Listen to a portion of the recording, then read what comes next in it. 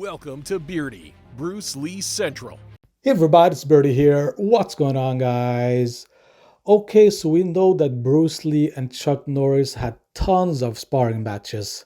They did something called attacking techniques, where one would defend and one would attack, and then they switch it up and one would attack and one would defend. Bag, sparring, we'd spar what we call attacking techniques, where I'd attack him and he'd defend, then he would attack me and I would defend. And this went on for 3 years until he left for Hong Kong to pursue his movie career, which I've already told you about. And they did this for years and years and years, and everything was good, right? But one day, Bruce Lee and Chuck Norris ended up having a real fight. Now, we don't know the details of this fight. What we know is that Chuck Norris told everyone that he was going to have a sparring match with Bruce Lee and they would do some training, and after that he would come to his karate dojo and train the class.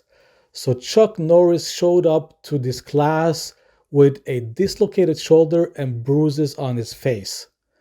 So everyone was asking Chuck what the heck happened, and Chuck refused to talk about it. He refused everyone. He didn't want to talk about it. Until this day, Chuck Norris does not want to talk about that incident. Now, we can only speculate what happened, but everyone knew that Bruce Lee and him had a real fight. At the time, there was a rumor going around that for 3 weeks, Chuck Norris and Bruce Lee did not talk to each other. If that's true or not, I don't know. What we do know is that Bruce Lee and Chuck Norris obviously became friends even after this. And they did Way of the Dragon together, of course. So, but yeah, that's all the information we have. We can only speculate as to what happened during the match.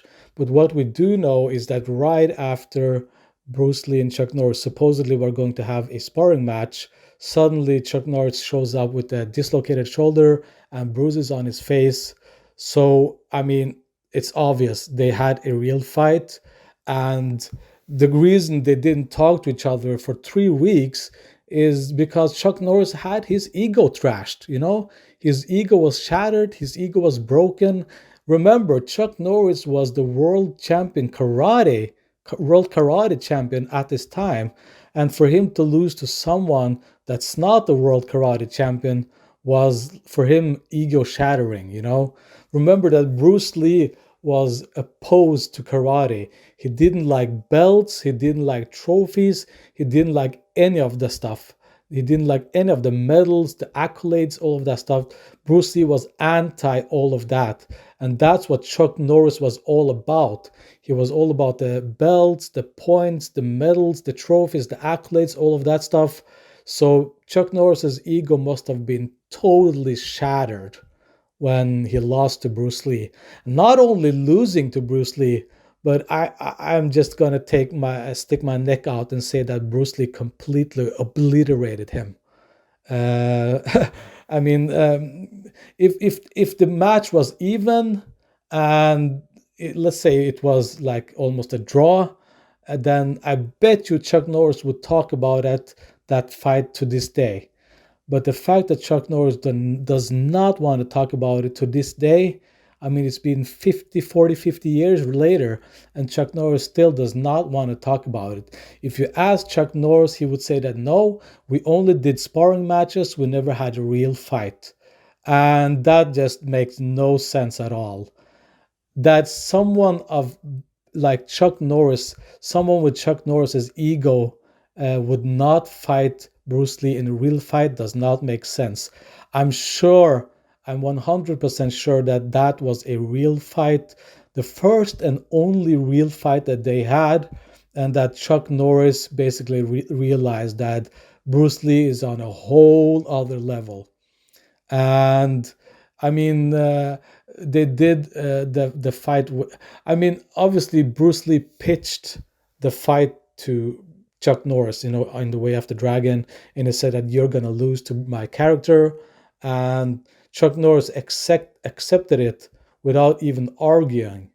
And basically, so if Chuck Norris accepted without even arguing the case, that means that Chuck Norris basically had accepted that Bruce Lee was superior to him anyway, so it didn't really matter.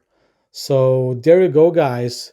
There's no way of 100% proving this because no one saw it. It was just Bruce Lee and Chuck Norris in Bruce Lee's backyard. So there's no one that actually recorded this or saw this.